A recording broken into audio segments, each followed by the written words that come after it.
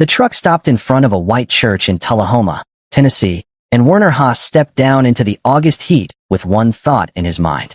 These people had nothing to teach him. He was a German officer. Educated. Precise. He had fought in North Africa and Sicily.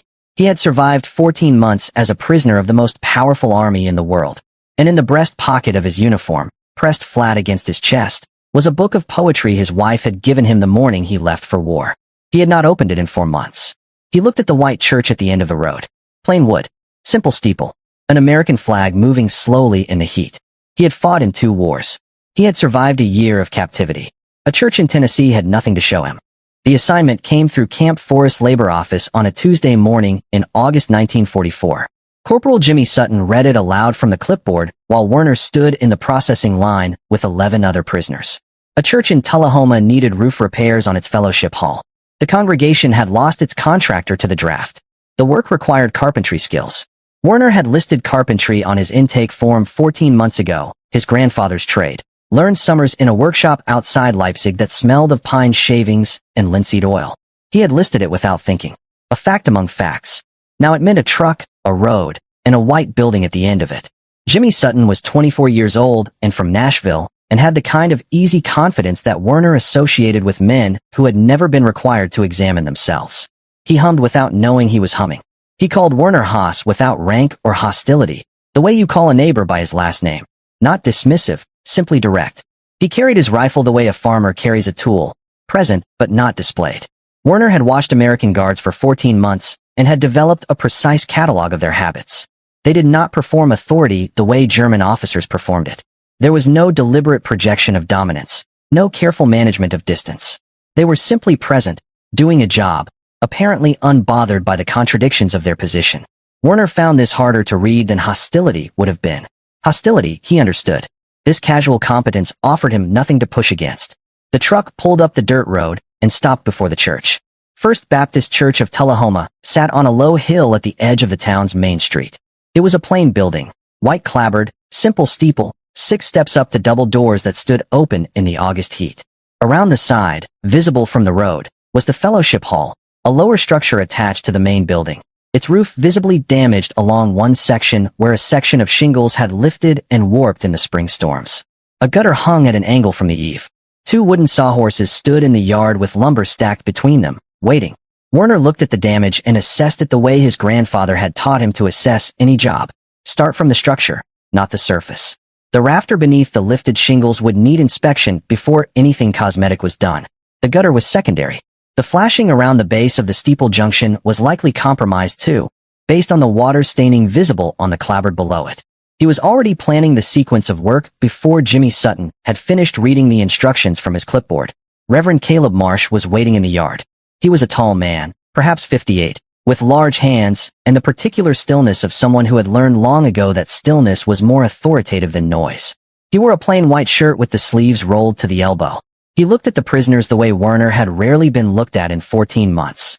Not with contempt, not with the managed neutrality of official procedure, but with the straightforward attention of a man taking inventory of a situation and deciding how to proceed. He shook Jimmy Sutton's hand. Then he turned to the prisoners. He did not address them as a group. He looked at each man individually for a moment, the way you look at people you intend to work alongside rather than supervise. When his eyes reached Werner, they paused briefly. Something in Werner's posture perhaps, or the way he had been examining the roof. And then he spoke. Which one of you knows carpentry? Jimmy translated into approximate German. Werner answered in English. I do. Marsh looked at him directly. Good. Come with me. Werner followed him around the side of the building to the fellowship hall. Marsh stopped beneath the damaged section of roof and looked up at it with his hands on his hips. He pointed to the lifted section, then to the gutter, then to the steeple junction. He described what he knew about the damage. Spring storm, water getting in along the back wall during heavy rain, a dark stain on the ceiling inside that had been growing since April. Werner listened. When Marsh finished, he asked 2 questions about the interior staining and one about the age of the roof. Marsh answered all 3 without hesitation, with the specific detail of a man who knew his building. Werner nodded once. I will need to go up first before I can tell you what is needed. Marsh looked at him for a moment. Then he said, ladders on the side of the barn. That was all. He walked back toward the church's side entrance without looking back. Werner stood in the yard for a moment. In 14 months of captivity, he had been assigned to road crews, farm details, a furniture warehouse outside Tullahoma, where he had spent 3 weeks moving crates. Every assignment had been managed through a layer of official distance. Guards relaying instructions from civilian supervisors who addressed the prisoners through intermediaries. The chain of communication ensuring that no American civilian was required to speak to a German prisoner directly if they preferred not to. If you are enjoying this video, leave a like, subscribe to the channel, and drop a comment below telling me where in the US you are watching this video. Marsh had spoken to him directly, had asked a specific question and received a specific answer, and proceeded on the basis of that exchange without ceremony or hesitation. As though the question of whether to trust the answer had not arisen. Werner retrieved the ladder from the side of the barn. He worked through the morning. The damage was worse than it appeared from the ground.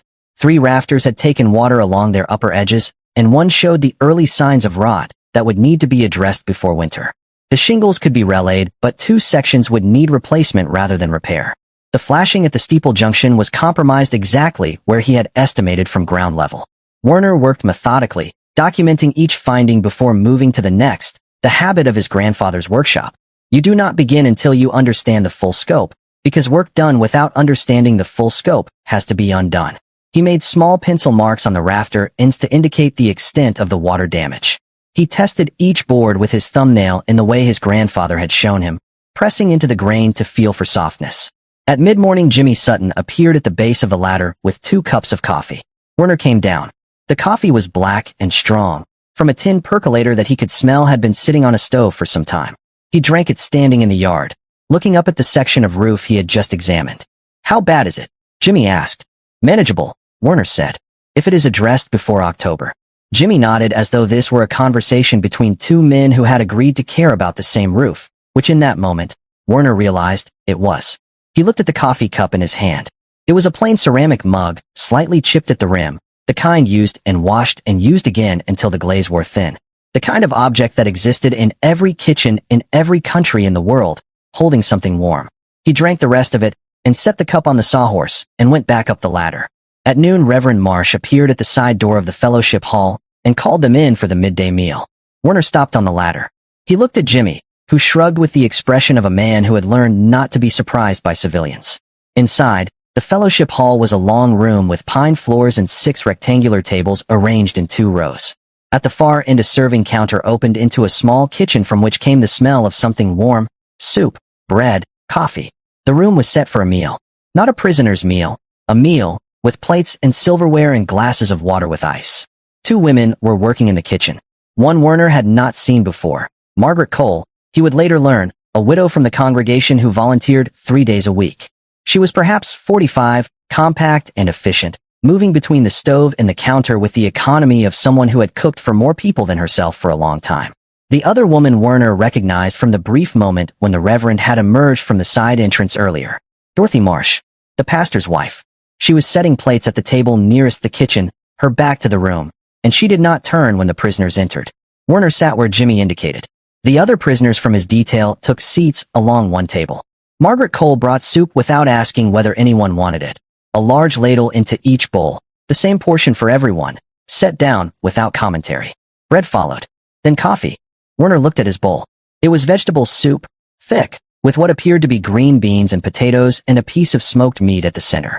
Real food, not the managed sufficiency of camp rations. The bread was fresh. The coffee was from the same percolator as the morning, slightly bitter now, stronger for the hours it had spent on the heat, and Margaret refilled every cup before checking whether anyone had finished their first. Dorothy Marsh sat at the opposite end of the table and did not look at Werner. She was not hostile in any demonstrable way. She served her own portion, ate it, answered a question from Jimmy Sutton about the afternoon schedule with a brief and precise answer. She was simply not present in the way the other people in the room were present. Werner had the specific sensation of being looked through, not looked at and dismissed, but genuinely not seen, as though his presence in the room required a kind of active not noticing that was itself a form of effort. He had been dismissed before. He had been looked at with contempt, with curiosity, with the bureaucratic blankness of official processing. He had not before been looked through. He ate his soup. It was good. He ate all of it. Across the room, through the open door that connected the fellowship hall to the main church, he could see the back rows of wooden pews, empty in the midday light, and beyond them the faint dark shapes of stained glass windows that in the afternoon sun produced a pattern of colored light on the floor that moved almost imperceptibly as the light shifted. He looked at it for a moment. Then he looked back at his bread and ate that too. After the meal, Werner returned to the roof. He worked through the afternoon in the August heat, removing the compromised shingles in sequence, setting them aside, inspecting the decking beneath each one. The work had a rhythm that he had always found reliable. The physical concentration of hands and eyes and judgment, the satisfaction of a problem that yielded to patient attention. He did not think about Leipzig. He did not think about Margarethi. He did not think about Lotte, who was now almost 3 years old and had learned to say Veitai and was asking where he was. He thought about the rafter. He thought about the correct sequence for the flashing repair. He thought about whether the lumber stacked between the sawhorses in the yard below was the right gauge for the decking replacement. At 4 o'clock, Reverend Marsh came out of the side door and stood in the yard below and looked up at the roof. "How much can you finish today?" he called up. Werner looked at the remaining section. "The assessment. Some of the decking removal. Not the replacement. I would need more lumber than what is here." Marsh was quiet for a moment. "I'll have lumber here Thursday." Werner looked down at him. "Thursday is sufficient." Marsh nodded once, looked at the roof for another moment with his hands on his hips, and went back inside. Werner watched the door close behind him. He was aware, in the way you become aware of things you have been filing without categorizing, that Reverend Marsh had not once today asked him to justify his assessments, defend his methods, or explain his conclusions. He had asked one question in the morning: "Which one of you knows carpentry?" Received an answer, and proceeded accordingly. In Werner's experience, authority required constant performance. You performed competence upward, to those above you. You performed authority downward, to those below. Every interaction was a management of position. He had lived inside that system for so long that its absence felt, not liberating exactly, but structurally strange, like a room where one of the load-bearing walls had been removed and the ceiling had not fallen. He went back to work. Below him the yard was quiet. The American flag above the church entrance moved in the late afternoon heat. From somewhere inside the building came the faint sound of a piano, someone playing a hymn slowly, as though practicing it for the first time, stopping and restarting at the same phrase. Werner listened to it for a moment. Then he set his hammer against the decking and kept working. Thursday came with low cloud and the smell of rain that did not arrive. Werner was in the yard by 7:30. The lumber Marsh had promised stacked fresh beside the sawhorses.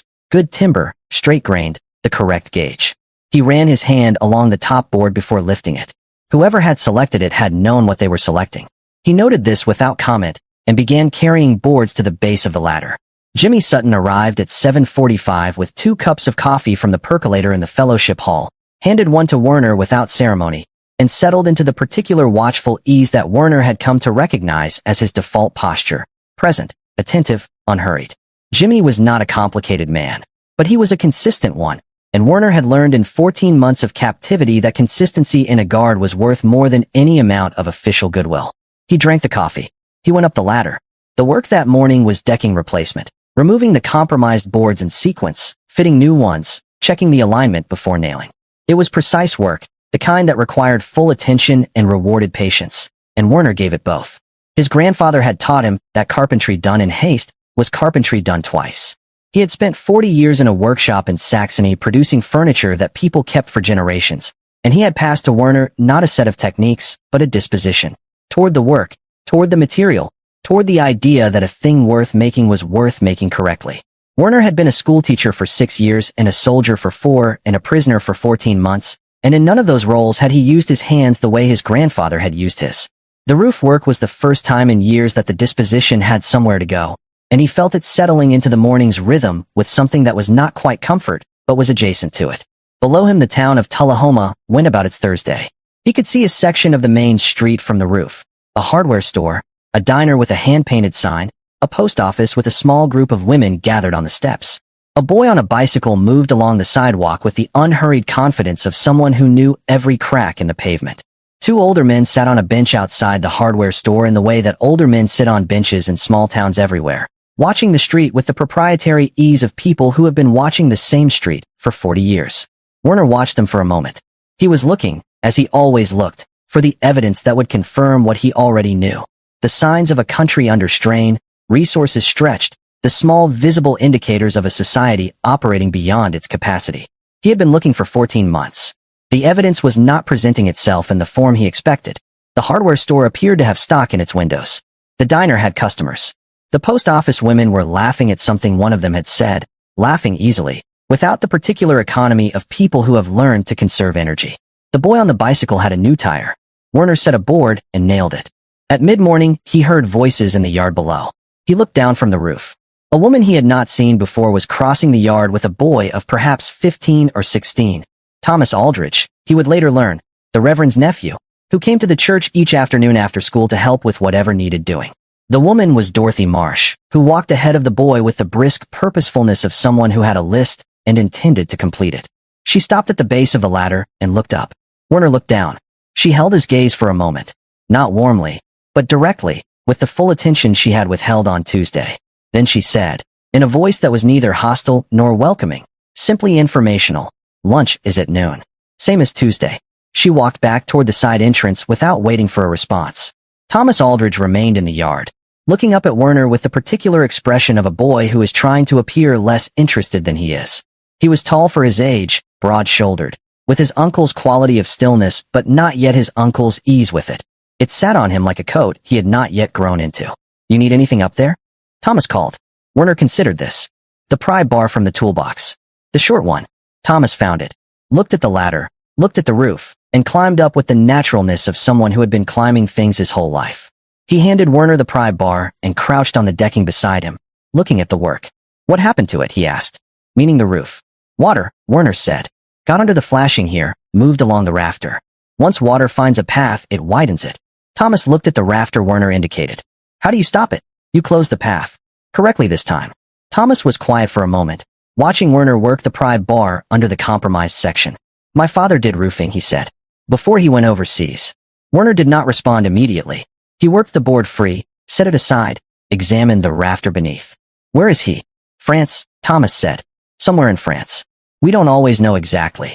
Werner set the new board in place and held it with one hand while he reached for the hammer. Thomas, without being asked, put his hand on the other end to hold it steady. Werner nailed it. They moved to the next section. They worked like that for an hour, Werner directing, Thomas assisting, neither of them saying more than the work required.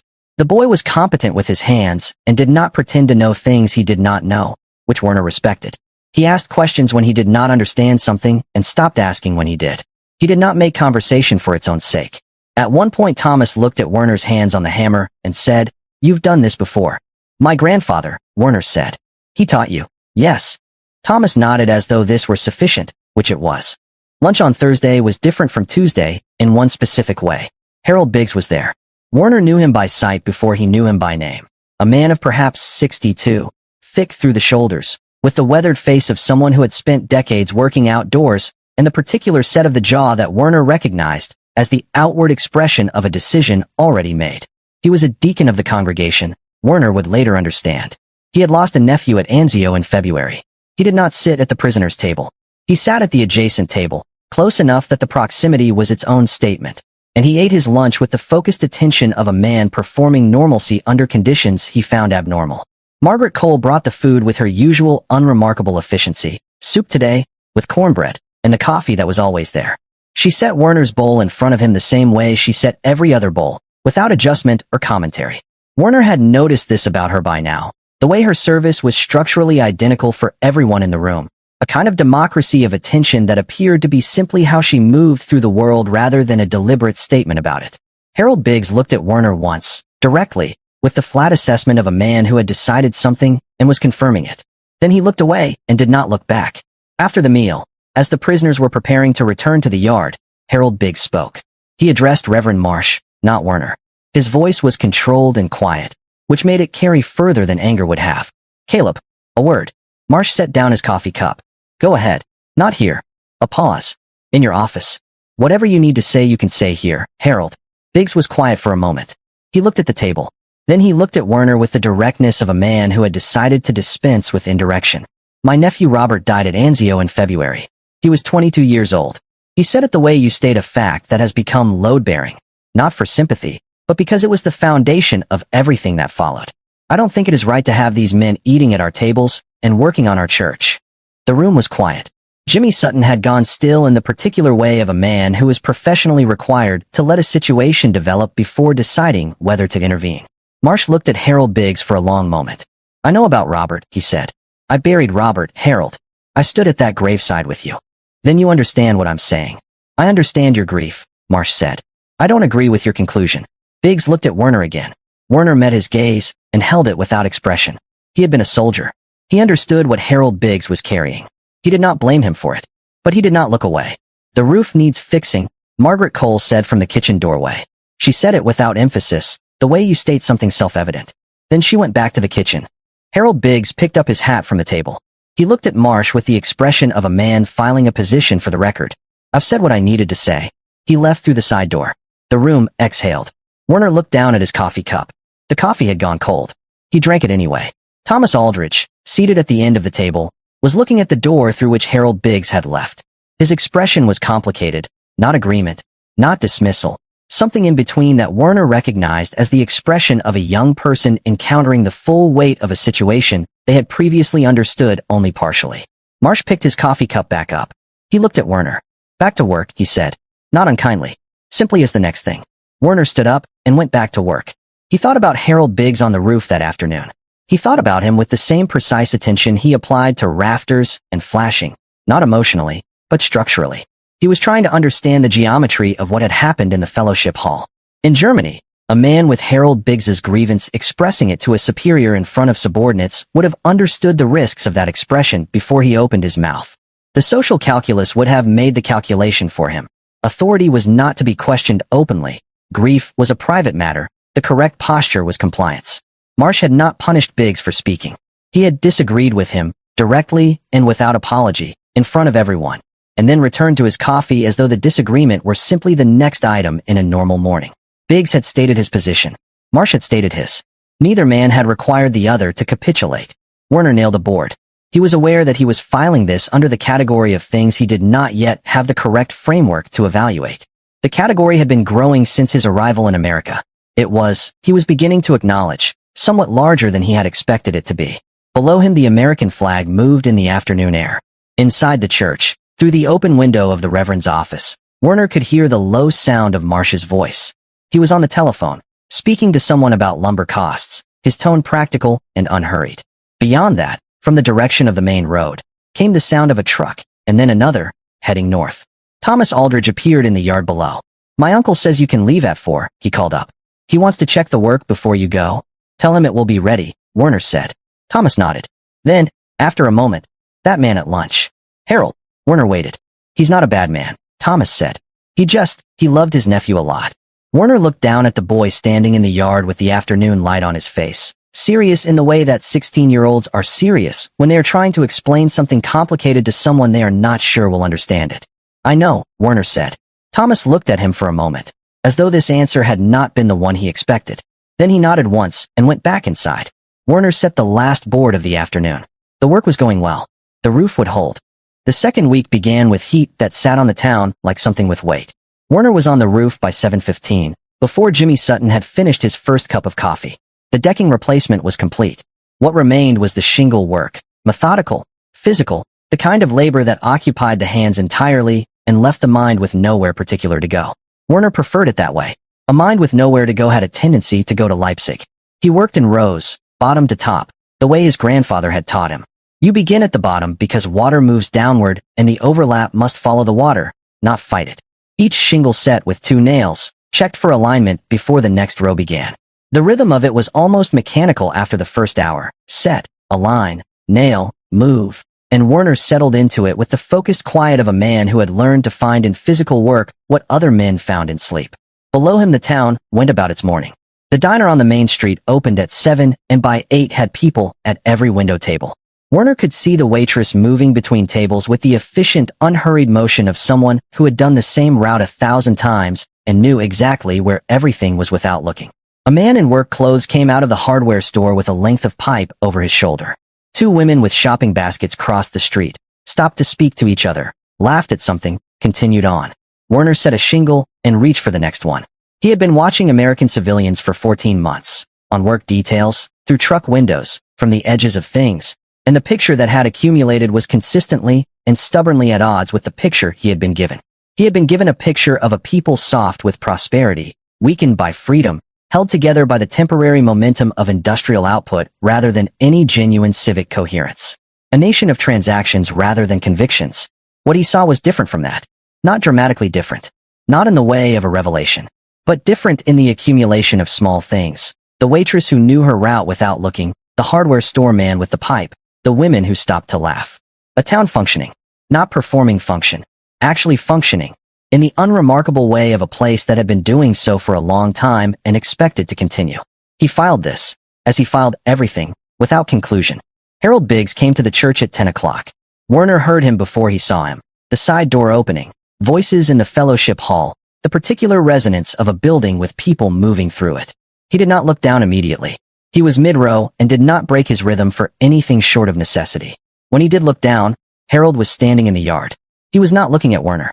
He was looking at the section of roof that had been completed, the new decking visible at the edges where the old shingles had not yet been replaced, the repaired flashing at the steeple junction, the rehung gutter that now sat level against the fascia. He stood with his hands in his pockets and looked at the work with the unhurried attention of a man who knew enough about construction to have an opinion about what he was seeing. Werner continued working. After several minutes, Harold went inside. He reappeared twice more during the morning. Once to speak briefly with Thomas Aldridge in the yard, once to carry a box of hymnals from the fellowship hall to the main church entrance.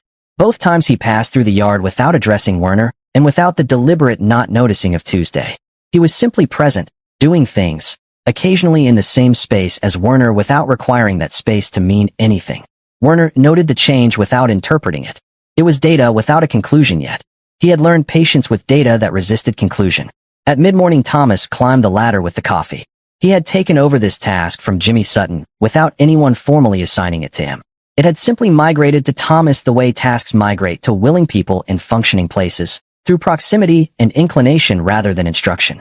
He handed Werner the cup and crouched on the decking in the way he had done on Thursday, looking at the work with the genuine curiosity of someone building a vocabulary for something new. Harold was looking at the roof. Thomas said. I know, Werner said. I saw him. He built the original fellowship hall. 15 years ago. He and 3 other men from the congregation, over one summer. Thomas paused. He knows what good work looks like. Werner drank his coffee and said nothing. Thomas looked at the row of shingles Werner had completed that morning. Straight, tight, the alignment exact. My father would have said the same thing Harold said yesterday, Thomas said. Before he went to France.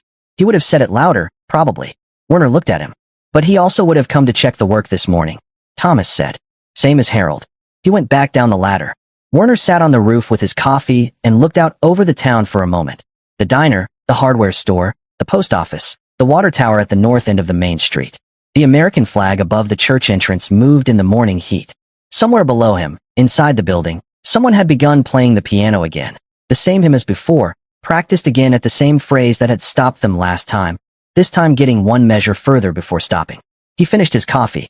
He went back to work. That afternoon, Dorothy Marsh came into the fellowship hall while Werner was measuring the interior wall for the water staining assessment Marsh had requested. She came through the kitchen door with a basket of folded linens and began setting them in the storage cabinet along the far wall. She moved through the room with the same focused efficiency she brought to everything, the same quality of a person who had organized her life into tasks and was working through them. Werner measured. She folded. The room was quiet except for the sounds of their separate work. After several minutes, Dorothy spoke without turning from the cabinet. You're making progress on the roof. Yes, Werner said. Caleb said another week, perhaps 10 days. That is correct. She folded a linen and placed it in the cabinet. Where did you learn carpentry? Werner marked a measurement on his notepad. My grandfather. He was a cabinet maker. In Germany. In Saxony. Outside Dresden. Dorothy was quiet for a moment. She took another linen from the basket. My son Robert built a bookcase once. He was 14. It leaned terribly to one side. She paused. He was very proud of it. Werner did not know what to do with this. He wrote the measurement on his notepad and moved to the next wall. He died in February, Dorothy said. At Anzio. I know, Werner said quietly. I am sorry. The words came out before he had decided to say them, which surprised him. He did not apologize as a habit. He was precise with language, and apology was imprecise.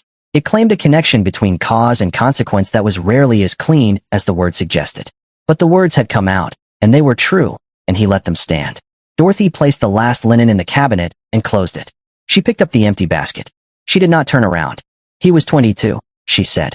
He wanted to be an architect. She went back through the kitchen door. Werner stood with his notepad in the empty fellowship hall and looked at the wall he had been measuring. The water stain on the plaster was roughly the shape of a country he could not immediately identify. He stared at it for a moment. Then he wrote the last measurement and closed his notepad. On Friday evening, the congregation held its weekly prayer meeting. Warner knew about it because Thomas had mentioned it in passing. 30 or 40 people, sometimes more, gathering on Friday evenings to pray together before the week ended. Warner's work detail ended at 4:30 and he was in the truck and back at camp by 5. He was not present for the prayer meeting. He would never be present for it. It was not part of his assignment. But on Friday afternoon, at 4 o'clock, he was still on the roof finishing the final section of shingles for the week when the first members of the congregation began arriving through the main entrance below. He watched them from the roof. They came in ones and twos and small family groups. Older men and women, younger women with children, a few men of middle age who moved with the slight stiffness of people carrying physical work in their bodies. They greeted each other at the door with the ease of people who had been greeting each other at the same door for years. Some carried dishes. Some carried children. A man Warner had not seen before held the door open for everyone who arrived behind him and did not stop holding it until the last person was through. Warner set the last shingle of the week. He began gathering his tools, working from the top of the roof downward, the way his grandfather had taught him to end a day's work. Methodically, everything in its place, the site left in better condition than you found it. He was not looking at the congregation below. He was looking at his tools. But he could hear them. Through the open windows of the church the sound of the gathering came up to him. Not the words, just the texture of it, the particular sound of people who know each other assembling in a familiar place for a familiar purpose. Laughter. A child's voice asking something. The sound of chairs being moved. Then quiet. Then a single voice. Marsh's voice. Warner recognized the register of it. Beginning something that was not a sermon, too conversational for that, too direct. Warner could not hear the words. He packed the last of his tools into the box and sat for a moment on the roof with the toolbox beside him and the late afternoon light on the town below. He was thinking, with the part of his mind that would not stop cataloging, about what he had observed that week. Not the food, not the camp conditions, not the material evidence of a country with resources. Those things he had already accounted for. He was thinking about something less quantifiable, the quality of the people moving through this place. Harold Biggs, who had built this fellowship hall with his hands and lost his nephew in Warner's war and came back the next morning to check the quality of the repair work. Thomas Aldrich, who held a board steady without being asked and did not make conversation for its own sake. Dorothy Marsh, who had told him about a leaning bookcase and an architect who would not become one. Margaret Cole, who poured coffee into every cup before checking whether anyone had finished their first. And Reverend Marsh, who had asked one question and proceeded on the basis of the answer, without requiring Warner to justify the answer first. Warner sat on the roof with the sound of the congregation drifting up through the open windows and looked at the American flag moving slowly in the last of the afternoon heat. He was not ready to name what he was thinking, but the category of things he did not yet have the correct framework to evaluate had grown again this week, and it was becoming, he acknowledged, harder to maintain the certainty that the framework would eventually arrive. He picked up the toolbox and climbed down the ladder. Jimmy Sutton was waiting in the yard with the truck keys, leaning against the hood with the relaxed patience of a man who had been waiting and did not mind it. "Good week?" Jimmy asked. Warner looked back at the roof. The new shingles ran straight and tight from the ridge to the eave. The gutter sat level. The flashing at the steeple junction was sealed correctly, the way it should have been sealed the first time. "Yes," Warner said. "Good week." Jimmy nodded and opened the truck door. They drove back to camp through the Tennessee evening, the road straight and bordered by tobacco fields going golden in the last light. Warner sat with his back against the slat wall and watched the fields pass and did not think about Leipzig, which was itself a kind of thinking about Leipzig. In his breast pocket the Rilke book pressed flat against his chest. He had not opened it. Not yet. The third week brought a change in the weather.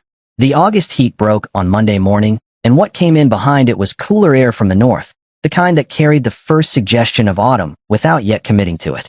The sky over Tullahoma was a different blue than it had been.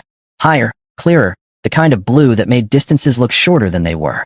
Warner noticed it from the truck on the way in and noticed it again when he climbed the ladder and looked out over the town from the roof.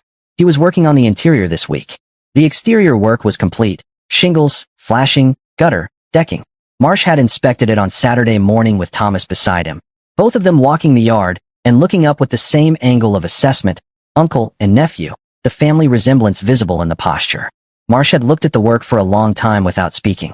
Then he had said, simply, "That will hold," which Warner had understood to be the complete form of his approval.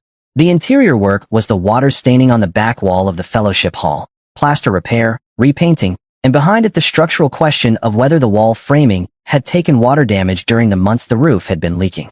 Werner had estimated probably not, based on the pattern of the staining, but he would not know until he opened the wall. Marsh had given him a small room off the fellowship hall to use as a staging area. A storage room, mostly empty, with a workbench along one wall and shelves holding an accumulation of the church's functional past. Old hymnals with broken spines, a box of candle stubs, 3 folding chairs with bent legs waiting to be repaired, a clock that had stopped at 11:42. Werner set his tools on the workbench on Monday morning and looked at the room. It smelled of old paper and wood and something faintly sweet that he could not identify. Candle wax, perhaps, or the particular smell of a building that had been holding the same air for a long time. It was not an unpleasant smell. It was the smell of a place that had been used continuously for years, that had absorbed the accumulation of all those years into its walls and floors, and was simply holding them now, without drama. He took his tools to the fellowship hall and began. The plaster came off in sections, the way old plaster does, not cleanly, but in the way of something that had been part of the wall for decades and did not release without resistance. Werner worked carefully, removing only what needed to come off, preserving the surrounding surface where it was sound. The water damage was concentrated in the lower left section of the wall, roughly 4 feet wide and 3 feet high, where the leak had been running longest before the roof was addressed. Behind the plaster was the wooden lath, thin strips of wood nailed horizontally across the framing studs, the base onto which the plaster had been applied when the building was constructed. Some of the lath was discolored from the water, but structurally intact. Werner tested each strip with his thumbnail, the same method he had used on the roof rafters, pressing into the grain to feel for softness. Thomas was with him that morning, holding the work light and passing tools when asked. He had developed a good instinct for when Werner needed something and when he needed to be left alone to think, and he moved between those two states without being directed, which Werner had come to rely on. "Will the wall be all right?" Thomas asked. "The framing is sound," Werner said. "The lath in this section will need replacement. The rest can stay." He removed the damaged lath strips one by one, setting them aside. The framing studs behind them were dry and solid. The roof repair had come in time. Werner felt the particular satisfaction of a problem contained before it became a larger problem. This was, he thought, the most honest form of competence. Not solving catastrophes but preventing them. Doing the right work at the right time so that the catastrophe did not arrive. He was removing the last section of damaged lath when his pry bar caught something behind the framing. Not resistance, the framing was where it should be, but something between the framing and the exterior wall sheathing, in the cavity that should have been empty. A softness behind the wood. He stopped. He put down the pry bar and used his hand, reaching into the cavity, feeling along the stud. Paper. Folded paper, wedged into the cavity between the stud and the sheathing. He worked it free carefully. It was a piece of writing paper, folded twice, the folds gone soft with age and humidity. The paper itself was not damaged. The cavity had been dry until the recent leak, and whatever moisture had reached it had not penetrated this far. He held it in his hand for a moment without opening it. Thomas had gone still behind him. Werner could feel the boy's attention without looking. He unfolded the paper. The handwriting was neat, slightly formal, the penmanship of someone who had been taught to write carefully and had done so. The ink was faded to a blue-gray, but legible. He read it once. Then he read it again. It was a prayer.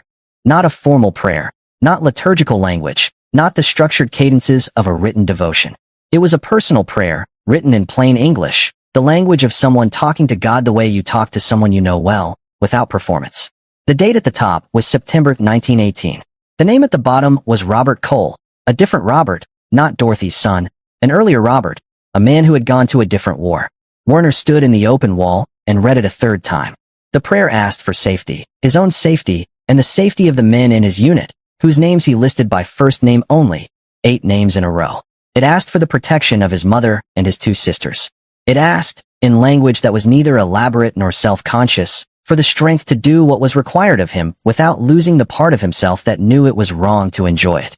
And at the end, in the same plain handwriting, in the same matter-of-fact tone as everything that preceded it, a prayer for the German soldiers on the other side of the line, that they might also come home, that their mothers might also be spared, that God, who Werner took from the context of the prayer to be understood as belonging to no army, might hold all of them, in the same regard. Werner read that last paragraph 4 times. He was aware that his hands were not entirely steady.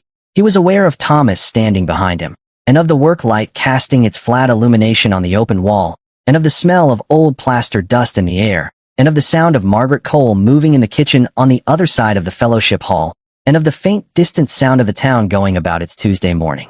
He was aware of all of these things with the heightened peripheral clarity that arrives when something at the center of your attention has stopped your ordinary processing. He stood in the open wall and held the paper and did not speak. Thomas said nothing. This was the right instinct, and Werner was grateful for it. The boy stood with the work light and waited, and the waiting was neither awkward nor pressured. It was simply the space a person leaves when they understand that something is happening that does not require their participation. After a long moment, Werner folded the paper along its original folds and held it in his closed hand. He turned and walked through the fellowship hall to the small storage room, where he sat on the workbench and set the folded paper in front of him and looked at it. Robert Cole, September 1918. A prayer for German soldiers. He tried to locate the frame that would make this make sense. The framework he had been carrying for years, assembled from what he had been taught, and what he had observed, and what he had concluded. The framework that said this country was shallow, transactional, held together by material prosperity rather than genuine conviction. The framework that had survived 14 months of captivity and 12 days of working at this church, and 3 cups of coffee with Jimmy Sutton, and 1 conversation with a boy about his father in France. The framework did not accommodate Robert Cole's prayer. Not because the prayer was grand or eloquent or theologically sophisticated. It was none of those things. It was a young man in 1918 crouching over a piece of paper before he shipped out to France and writing down what he actually believed, in the plainest language he could find, and then folding it and placing it in the wall of his church, not for anyone to find, not as a statement, simply as an act of leaving something true in a place that would hold it. Werner looked at the stopped clock on the shelf. 11:42. He wondered what had stopped it. He wondered how long it had been sitting there. He reached into his breast pocket. He took out the Rilke book. He held it in his hands for a moment. Small, worn at the corners, the cover softened by a year of being pressed against his chest. He could feel the slight difference in the paper stock of the pages near the front, where Margarethe had been in the habit of pressing flowers when she was young, a habit she had told him about once, laughing at herself for it. He had never verified whether there were flowers in this copy. He had not opened it in 4 months. He opened it. There were no flowers. What there was, on the inside front cover, was Margarethe's handwriting. Not an inscription, just his name, Werner, written simply in the bottom right corner the way you write your name in a book you are giving to someone and do not want to make a speech about it. He looked at his name in her handwriting for a long time. Then he opened to the middle of the book, where the pages fell naturally, and read what was there. A few stanzas of the Stundenbuch, the prayers Rilke had written at the turn of the century, the ones that addressed God not as an authority, but as something being slowly constructed by human attention, something that needed people to look at it in order to exist. Ich liebe mein Leben in wachsenden Ringen. I live my life in widening circles. He read it once. He set the book on the workbench beside the folded prayer. The 2 pieces of paper sat side by side in the flat light of the storage room. Robert Cole's plain English and Rilke's German, a prayer from 1918 and a poem from 1899, both of them saying, in their different languages and registers, something that Werner could not yet put into words, but could feel pressing against the framework he had been carrying, not breaking it exactly, but widening it. The way water widens a path. Harold Biggs was in the fellowship hall when Werner came back through. He had arrived at some point during the previous hour. Werner had not heard him come in. He was seated at one of the long tables with a set of papers in front of him, budget figures for the upcoming quarter. Werner would later understand, the kind of deacon's work that happened in whatever space was available. He looked up when Werner came through the door. Werner was carrying the folded prayer. He had not decided what to do with it. He knew he would show it to Marsh. It belonged to the church, or to whoever Robert Cole's people were, if any of them remained. But he had not yet had that conversation, and so he was carrying it in his hand as he came through the fellowship hall. Harold looked at the paper. He looked at Werner's face. Werner stopped. He did not know what Harold saw in his expression. He had believed, for most of his adult life, that he was not a man whose face disclosed much.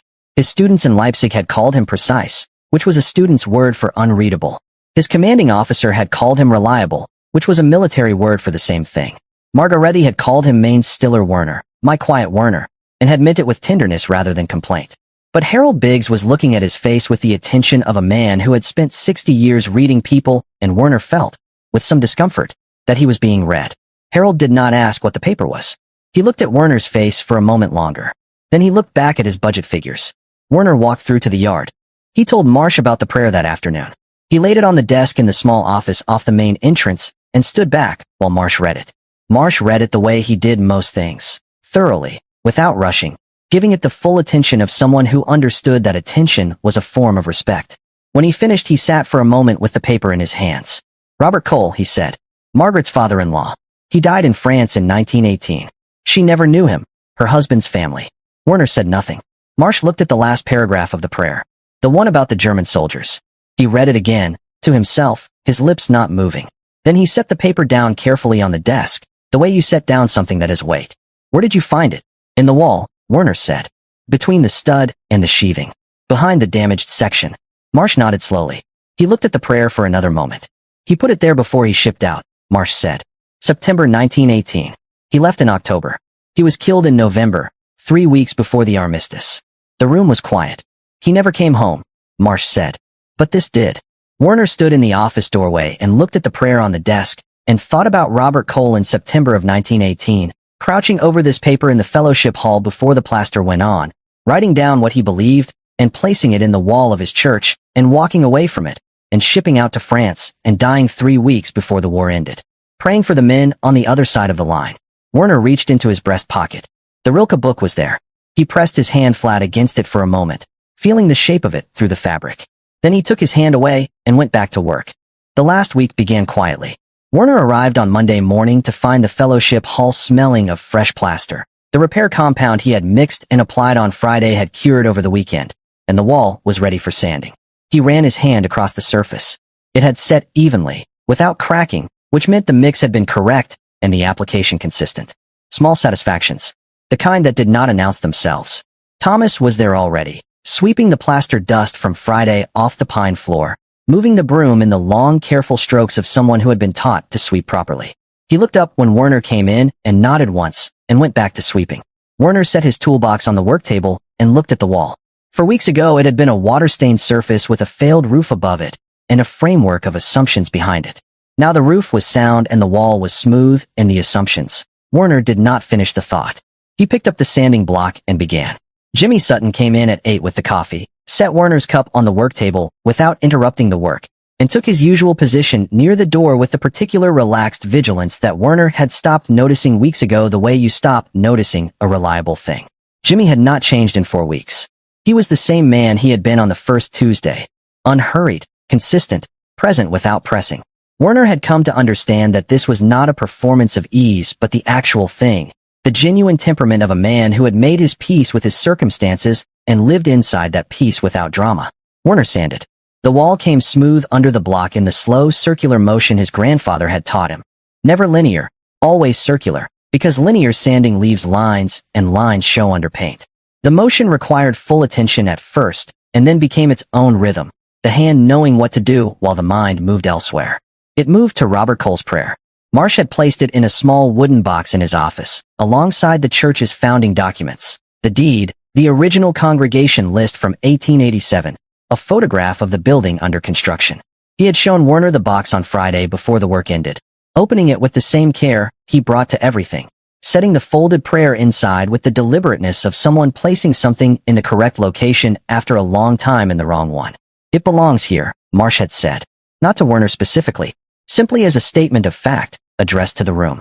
Werner had looked at the prayer in the box, Robert Cole's neat handwriting, the 8 names, the last paragraph, and had felt again the thing he had felt when he first unfolded it in the opened wall. Not sentiment. Not the soft, dissolving feeling that sentiment produced. Something harder and more structural than that. The feeling of a load-bearing element being identified. Something that had been present in the structure all along, holding weight you had not accounted for, and the faint vertigo of realizing the building was larger than your blueprint of it. He had not said anything to Marsh. He had looked at the prayer in the box for a moment, and then he had gone back to work. Now he sanded the wall and thought about the prayer and thought about the regime that had told him what America was, and what Americans were, and what the war was for, and what the world required. The regime that had handed him a blueprint and told him it was complete. He had been a schoolteacher. He had taught Latin and German literature. He had taught boys to read texts carefully, to look for what the text actually said rather than what they expected it to say, to distrust the interpretation that arrived too easily. He had believed in that discipline. He had applied it in his classroom for 6 years. He had not, he understood now, applied it to the blueprint. He had accepted the blueprint the way his students accepted bad translations, not because it was accurate, but because it was authoritative, and authority had a way of substituting for accuracy when you were not paying the right kind of attention. Werner sanded the wall in careful circles and did not make a speech about this, even internally. He simply held it the way you hold a measurement that changes the scope of the work, not with drama, but with the quiet acknowledgement of a man who intends to proceed accurately from this point forward. Margaret Cole came to the fellowship hall on Wednesday. She came most Wednesdays, Werner had learned. This was her regular volunteer day, the day she cleaned the kitchen and prepared the fellowship hall for whatever the week required. She moved through the space with the efficiency of long familiarity, knowing where everything was, doing what needed doing without consultation. She stopped when she saw the wall. The sanding was complete, and Werner had applied the first coat of paint that morning. A clean white, slightly warmer than the original, the closest match Marsh had been able to find at the hardware store. It had dried through the afternoon, and Werner was now assessing it for the second coat, standing back from the wall with the painter's squint of someone reading a surface for what it still needs. Margaret stood beside him and looked at the wall. "It's good," she said. "It needs a second coat," Werner said. "Along the upper edge." "Yes," she said. "But it's good." She looked at it for another moment. Werner had told Marsh about Robert Cole's prayer being Margaret's father-in-law, and Marsh had spoken to her. Werner did not know what had been said, only that Margaret had been quieter than usual on Thursday, and that she had taken a long time in Marsh's office before emerging and returning to the kitchen with her face composed and her movements slightly more deliberate than their normal efficiency. Now she stood beside Werner and looked at the wall that covered the place where her father-in-law's prayer had been for 26 years. "Caleb told me where you found it," she said. "In the wall." "Yes. He would have put it there before the plaster went on," she said. "He was on the building crew. 1918, before he shipped out." She paused. "My husband never knew his father. He was born in 1919. After." Werner looked at the wall.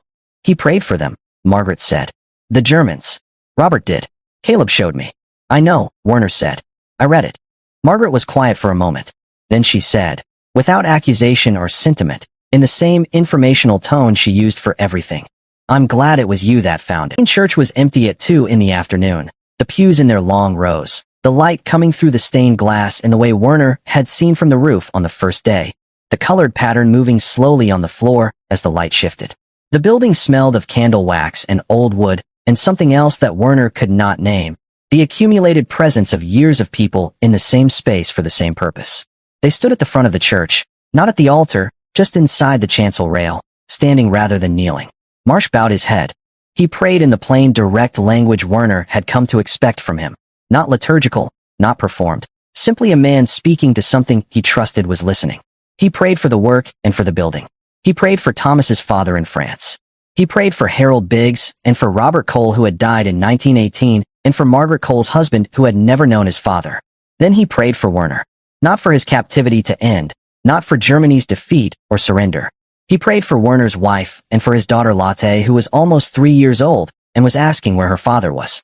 He prayed that they were safe in Leipzig and that Werner would see them again.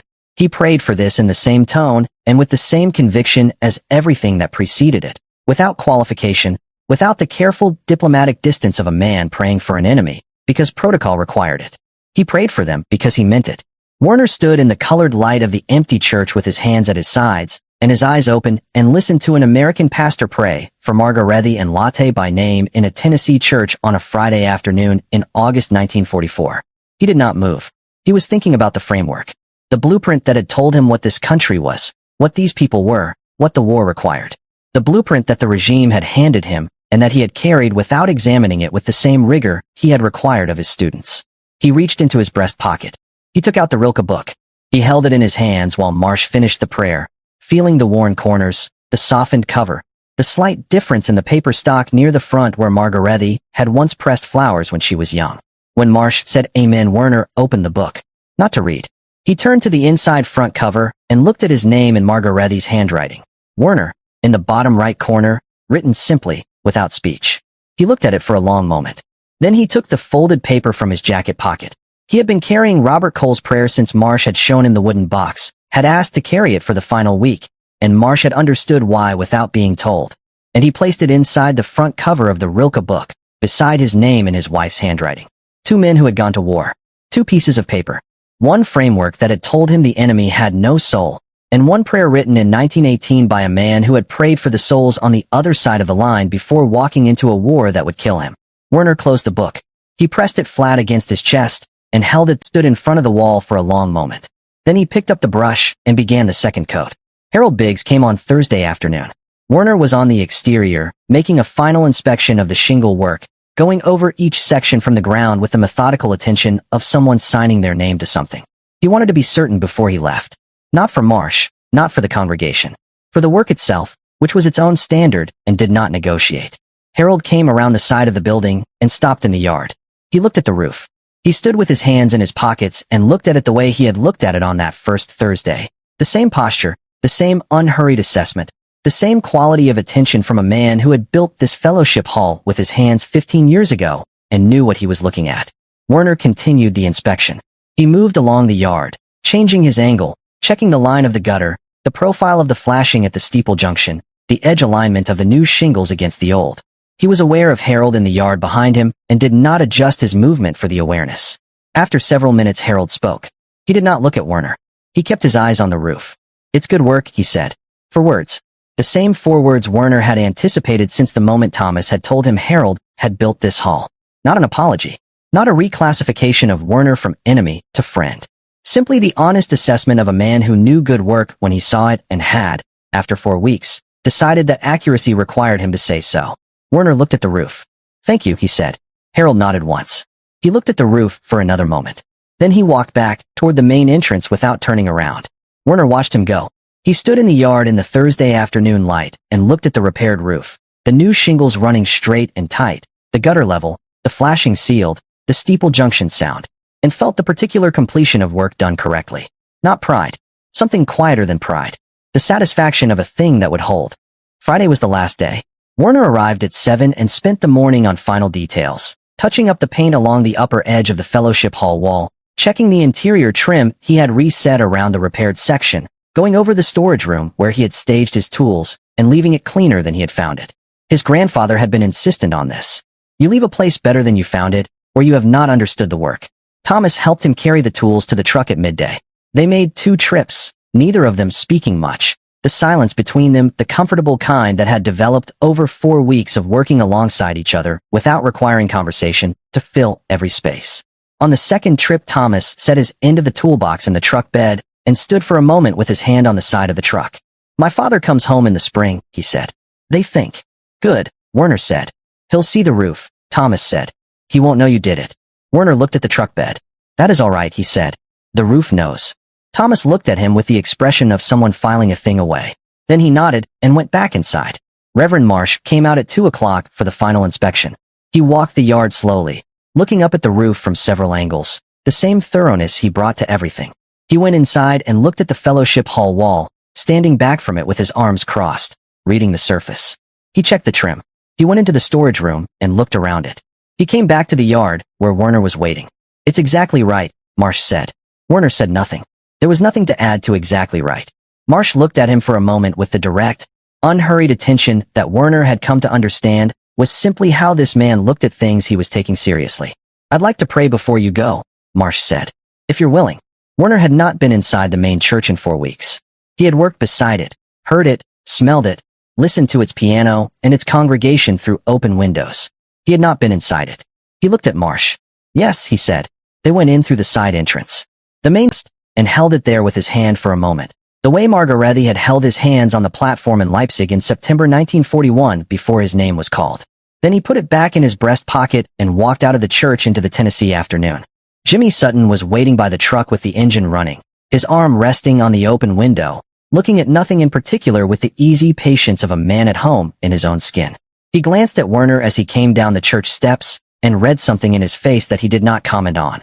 Because Jimmy Sutton understood, in the instinctive way of a decent man, when something had happened that was not his to name. He simply put the truck in gear. Werner climbed in and closed the door. The truck pulled out of the yard and onto the main road heading north, past the diner and the hardware store and the post office and the water tower at the end of the street. Werner looked at the church once in the side mirror as they pulled away, the white clapboard, the simple steeple, the repaired roof catching the afternoon light. Then the road curved and the church was gone. He sat with his back against the slat wall and his hand pressed flat against his breast pocket and watched the tobacco fields go by in the late August light and did not look away from them, because looking at them clearly, without the blueprint telling him what they should mean, was the first accurate thing he had done in a very long time. The truck drove north through Tennessee. Werner Haas looked at the fields and saw them.